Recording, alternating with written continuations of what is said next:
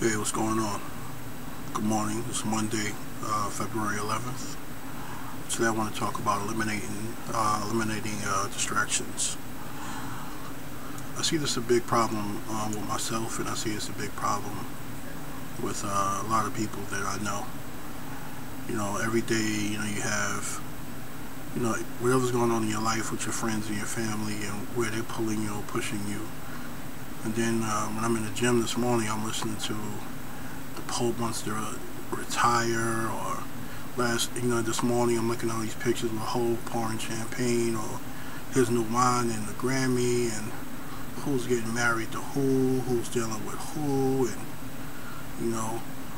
what real dudes do, or what real women do, or all of these discussions that basically distracting you from what's important. What's important is not what Hov did with a Grammy. What's important is you trying to obtain that Grammy, what it took, with the hard work that he put in to get that Grammy. They don't talk about that. They don't say, well, you know what, it took all of these hours of hard work just to come up with a formula that'll work to get these Grammys, to be successful, to be on that level. And it's crazy how it could be, even with the girl, the gymnast, I'll forget her name, but she won all these gold medals, and the next day people were talking about her hair. So it's kind of like people find things to pick out to make the person seem, what's the word I'm looking for, mortal, if you will. But we all have mistakes, we all have flaws, but it's not about the flaws, it's about the good things that you do. It's about your accomplishments and what you achieve. I saw a video where Russell Simmons talking about unsuccessful people always find a way to pick at people who are successful. Like with Beyonce doing the Illuminati, allegedly Illuminati sign, and stuff like that. When it wasn't an Illuminati sign, it was just The Rock. She was throwing up The Rock sign. But there's just people wanting to talk about something. People that just want to watch what other successful people are doing and be a critic. But there's critics don't get holidays, critics don't get rewards and awards, and critics don't get avenues and streets named after them, and critics don't get holidays, and critics don't live in big houses with boats and send their kids to the finest schools. Critics watch successful people do those things and talk about them, to make themselves feel better, because these are their own shortcomings. So it's important that you stay focused, you don't be distracted on what's not important, that you're able to look at, something that's happening and see through it. I don't watch the news, and I don't, the local news, that is, and I'm not really, and I don't listen to the radio at all. I'm straight Pandora or iTunes. Whatever I have is what I have, so I can filter, what comes in. But when I'm getting dressed in the gym, all I'm hearing is CNN talking about the Pope is retiring, and I don't know what relevance that has on my life, or what relevance that has to me being successful.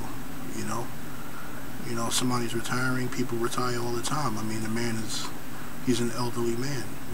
He's have to retire. It's time for somebody else to take his place. That's it. It's that simple. But people need something to talk about. People need something to just provide news to you, and a discussion topic other than you. Anything so you don't have to look in the mirror and see what's wrong with you. That's what'll work. Whatever's a hot topic, whatever we can do to get you to look at everybody else but yourself. Now, when you're able to see through that and see what's going on, then you'll begin to find yourself coming out of the matrix. Because it's easy to be distracted with what other people are doing, or even on Facebook or Instagram, or even YouTube. It's a time and a place for everything. Like 5-10%, is cool, but when you're spending your whole day just watching or monitoring sites, social sites, or what have you, and you're not being productive, you're not accomplishing tasks and reaching milestones and stuff like that, it becomes like you're a professional watcher, and watchers don't really have anything to show for it. And the problem with this is sitting back watching other people, is that eventually you're gonna get older, and when you get older, you're gonna be in situations where you have to provide for yourself. You're not gonna be able to sit around and, and party and play around and deal with this chick and this chick or that dude and that dude. You're not gonna be able to do that. So what's gonna happen is it's gonna be a crisis. So now you're gonna be in a situation where you can't party anymore. You can't post pictures of yourself in the mirror anymore. You can't go around dating this person and that person anymore. Now what? There's gonna come a time where it's all over. That time will come. There's gonna come a time where you can't do what you're doing right now anymore. And then the problem with that is you're gonna have to live that life for a long time. So let's assume at the age of 40 you won't be taking pictures in the mirror and stuff like that anymore, right? God willing, you live till about 80, 85, 90. So now you have 30, 40 years of your life that you can't do all the things that you're accustomed to doing. You know what that's like? Do you want to be the person on the train, on the bus, going to work, miserable, because you wasted your years, your prime years, watching other people and being distracted? Like, I don't want to be that person that's in the bar, in the hood on the corner when I'm 45 years old. Like, I don't want to be that person that's getting all dressed up to go to the bar and around the corner in the hood. I don't want to be that person. Like, I want to be on a permanent vacation real soon. Like, a permanent vacation, like when I'm just relaxing and things are just flowing the way they should. So I realize that you have to take advantage of your youth and take advantage of this time and energy that you have and your health, and myself included. I ignored my health for a long time, drinking, smoking, but it was cool because everybody else was doing it. The problem is, everybody else ain't you. Only you have to wake up in the morning with yourself. Only you have to feed yourself, clothe yourself, and provide shelter for yourself. Only you have to do that. So there's going to come a time where you have to separate yourself from the crowd, and you're going to have to do what big boys do, what big girls do, and it'll be to your advantage. It'll behoove you to start now, to start eliminating distractions now. If you want to go to the gym, if you want to eat healthy, if you want to have a certain kind of lifestyle, you have to start separating yourself from certain kinds of energy, certain kinds of people, certain kinds of distractions. It's not easy, I'm not going to lie, like it's easy. I changed my number maybe about 10, 12 times before I got it right. And to be honest with you, I need to change it again. Because I'm constantly trying to shrink my circle until I get it right. Until I'm surrounding myself with people who are like-minded people. I had a little revelation over the weekend. I start to begin to think about all the time that I spent, trying to help other people that were close to my life. And what I learned is people they'll try to change for you. Even myself, they'll try to do what you ask them, just, as a courtesy. But the truth of the matter is they not ready to change for themselves. When they are, you'll see the difference in the fire in them. It's like myself, I wasn't ready to change for a long time. There was plenty of people that I saw posting motivational stuff, healthy stuff, and I just ignored it. Shit, I'd even unfollowed a few people that posted the healthy stuff and the workout stuff. I even unfollowed people. I hid their posts from my page and everything I could just to ignore that part because I wasn't ready for that. To be honest with you, I remember people posting motivational material when I was going out getting drunk and partying every night, laughing at them like, oh, this person's a cornball, they whack, they don't know what life is about, you know what I mean? I'm out here getting it, I'm standing on couches. I got this standing on couches movement. This is what I do. I go out every night, I stand on couches, I pop bottles. I got all these chicks around me, I got my mans around me. This is what we do. I'm pulling up to the club with something shiny. I'm shining, I got my jewels on. Watch shining, glistening, chain ring shining, glistening. Pull up, doors pop up, Escalade door, Lamborghini doors on the caddy truck, all that. But now, I look back and it was all retarded. It was dysfunctional. You know, I was being distracted by what's popular at the time. And what's popular at that time, you know, eventually I had to pay for that stuff. I had to eventually pay for all of those mistakes, you know, and I'm still actually paying for some of that stuff. Even my lifestyle, as far as my health concerned, gaining weight, drinking out in the club, drinking bottles every night, eating whatever in the morning, you know what I mean?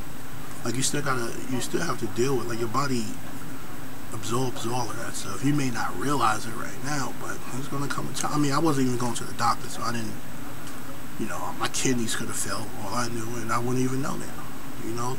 Thank God that God, you know, He pulled me out of that situation, out of that lifestyle before it was too late. But, you know, it was actually cool to be in a club with those red bottles, drinking that bottle to the head. It was cool, you know, until you realize when you're not partying no more, to where you need that liquor, you need to drink, because you became an alcoholic. You didn't even realize you became an alcoholic. I bet you a lot of my friends that I threw parties with, I bet you if they start partying for a week, they'll still need to drink and not even realize that that's a sign of alcoholism.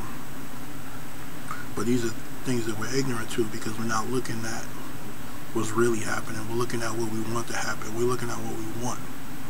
You know, I want to be on a ski trip getting twisted with the homies and having fun, quote unquote, having fun. Like, that's cool, that's fun, I'm not gonna lie. I had a great time.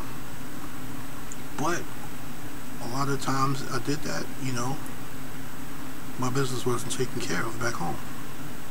I would go away and, you know, I just didn't want to pay bills. I didn't want to, you know, I know people that spent their last money on these ski trips couldn't even get together the $100 that it took per month to go. $100 a month to go on a trip, just to put away, you know?